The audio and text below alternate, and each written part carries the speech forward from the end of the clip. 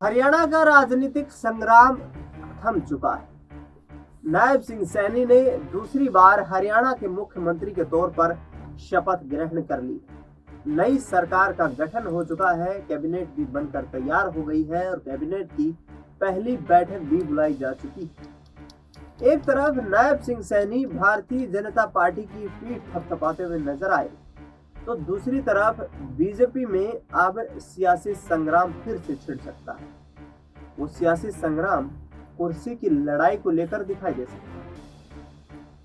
है। ऐसा हम नहीं कह रहे हैं, बल्कि भारतीय जनता पार्टी के विधायक ही कहते हुए नजर आ रहे हैं। दर्शकों, आपने देखा होगा कि 2019 में बीजेपी ने हरियाणा में विधानसभा चुनाव के दौरान 40 सीटों पर जीत दर्ज की। बहुमत से आंकड़ा 6 अंकों का पीछे रह गया, यानी कि 6 विधायकों की और आवश्यकता थी।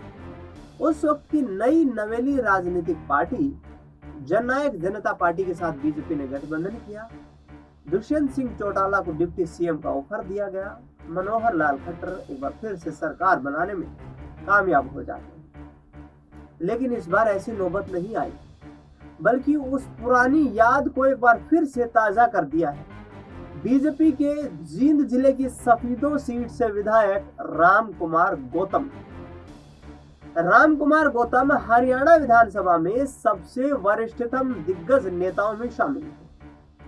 78 साल के राम कुमार गौतम ने सफीदों से विधानसभा का चुनाव लड़ा। 4200 वोट के मामूली अंतर से वह जीत दर्ज करके नजर आए। लेकिन जिस तरीके से अब मंत्री पद न दिए जाने से राम कुमार गौतम निराश नजर आ रहे हैं, उससे साफ प्रतीत होता है कि 2019 से लेकर 2024 तक यहाँ पर दुष्यंत चौटाला के साथ जो 36 का आंकड़ा देखने को मिला, क्या वही 36 का आंकड़ा अब नायब सिंह सैनी के साथ देखने को मिला। आपको बता दें कि बीजेपी ने न सिर्फ चुनाव के दौरान सोशल इंजीनियरिंग करके वोट बैंक को बांटने का काम किया, बल्कि यहाँ मंत्रिमंडल का आवंटन भी उसी आधार पर किया गया। अहिरवाल से 2 मंत्री बनाए गए, जिसमें राव नरवीर सिंह और आरती सिंह राव शामिल हैं। राव नरवीर सिंह तो हरियाणा के सबसे युवा कैबिनेट मंत्री भी रह चुके हैं और अभी तक कैबिनेट में लगातार वो कई बार शामिल होते हुए नजर आए। लेकिन आरती सिंह राव ने पहली बार ही चुनाव लड़ा। अटेली से वह विधायक चुनी गई और हरियाणा सरकार में कैबिनेट मंत्री बनती हुई नजर आई। इसके साथ साथ बागड़ बेल्ट को भी साधने की कोशिश की गई। जाटों को खुश रखने की भी भारतीय जनता पार्टी के द्वारा कोशिशें कामयाब होती हुई नजर आई, क्योंकि महिपाल ढांडा को यहाँ पर जिस तरीके से मंत्री बनाया गया, इसके साथ साथ श्रुति चौधरी को हरियाणा सरकार में कैबिनेट मंत्रालय का जिम्मा दिया गया, उससे कहीं ना कहीं जाट वोट बैंक को साधने की कोशिश की गई। भिवानी जिले में भी बीजेपी ने परचम लहराने में कामयाबी हासिल की और 4 यहाँ पर सीटों में से जिस तरीके से 3 सीटों पर जीत दर्ज की, वो वाकई में चौंका देने वाला फैसला था, क्योंकि किसान आंदोलन का असर सबसे अधिक जहां देखने को मिला तो वो जाट बेल्ट में देखने को मिला। लेकिन अब राम कुमार गौतम क्या आगामी वक्त में फिर से बगावती रुख अपनाते हुए तैयार नजर आएंगे, क्योंकि जिस वक्त बीजेपी ने जननायक जनता पार्टी के साथ सरकार बनाते हुए यह ऐलान कर दिया था कि दुष्यंत चौटाला को 14 महकमे दिए जाएंगे, जिसमें से देवेंद्र बबली और जिस तरीके से अनूप धानक को जेजेपी कोटे से मंत्री बनाया गया, बाकी 10 महकमे दुष्यंत चौटाला के पास थे। जिस तरीके से राम कुमार गौतम लगातार मंत्री पद की मांग करते रहे, लेकिन दुष्यंत चौटाला की तरफ से उन्हें मंत्री नहीं बनाया गया। इन दोनों नेताओं के बीच जबरदस्त विधानसभा सत्र के दौरान भी जुबानी जंग देखने को मिली और ऐसे में संबंध काफी खराब हुए। लेकिन अब एक तरफ भारतीय जनता पार्टी के ही यहाँ पर विधायक निराश नजर आ रहे हैं, तो अहिरवाल बेल्ट में भी सन्नाटा छाया हुआ है। सन्नाटा इसलिए छाया हुआ है क्योंकि राव इंद्रजीत सिंह के समर्थित तमाम विधायक की प्रतिक्रिया देते हुए नजर आ रहे हैं कि उन्हें मुख्यमंत्री बनाया जाएगा। ऐसे में राव इंद्रजीत सिंह को मुख्यमंत्री न बनाने का फैसला भारतीय जनता पार्टी के लिए भारी पड़ता हुआ नजर आ सकता है। नायब सिंह सैनी काफी आत्मविश्वास में नजर आ रहे हैं और जिस तरीके से उन्होंने ऐलान करते हुए कहा है कि हरियाणा में तमाम वो फसलें जो राज्य में पैदावार के जो पैमाने पर खरी उतरती हैं, उन तमाम फसलों को एमएसपी पर खरीदा जाएगा। हरियाणा के बेरोजगार युवाओं के लिए रोजगार के नए साधन तैयार किए जाएंगे। आपको बता दें कि हरियाणा में नायब सिंह सैनी ने शपथ लेते ही 24,000 ग्रुप सी और ग्रुप डी के कर्मचारियों का रिजल्ट आउट किया है और ऐसे में हरियाणा स्टाफ सिलेक्शन कमीशन की तरफ से जो रिजल्ट आउट किया गया है उस पर नायब सिंह सैनी एक बार फिर से सरकार की पीठ थपथपाते हुए नजर आ रहे हैं। हालांकि तमाम युवाओं में आक्रोश का माहौल है, कुछ अनियमितताओं के भी आरोप लगाए जा रहे हैं।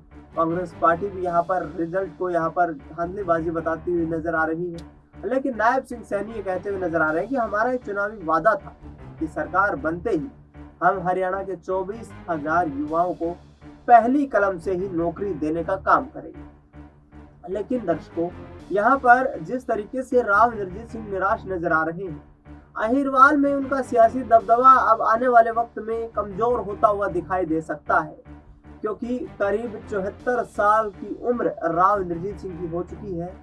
सरकार का कार्यकाल पूरा होते होते राव इंद्रजीत सिंह 80 साल के करीब हो जाएंगे और ऐसे में उनका अगला लोकसभा चुनाव लड़ना भी यहाँ पर संभव दिखाई नहीं दे रहा है।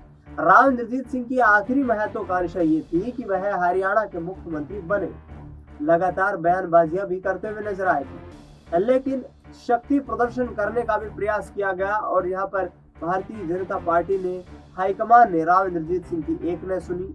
लिहाजा विधायक दल की बैठक जब चंडीगढ़ में हुई तो उस बैठक में भी तमाम विधायक दल के नेता और तमाम विधायक जो मौजूद थे वो वहां पर तालियों की गड़गड़ाहट करते हुए नजर आए, तो राव इंद्रजीत सिंह के चेहरे पर खामोशी और मायूसी छाई रही। दूसरी तरफ देखा जाए तो तमाम दिग्गज नेता जो नायब सिंह सैनी के शपथ ग्रहण समारोह में स्टेज पर मौजूद थे वो पहली पंक्ति में बैठे हुए नजर आए, जबकि राव इंद्रजीत सिंह तीसरी पंक्ति में मौजूद रहे और जिस तरीके से मीडिया इंटरेक्शन से बचते हुए नजर आए उससे साफ प्रतीत होता है कि वह इस फैसले से नाखुश है। यानी कि अहिरवाल की चौधर लाने की तैयारियों में जुटे राव इंद्रजीत सिंह को एक बार फिर से करारा झटका लगा है।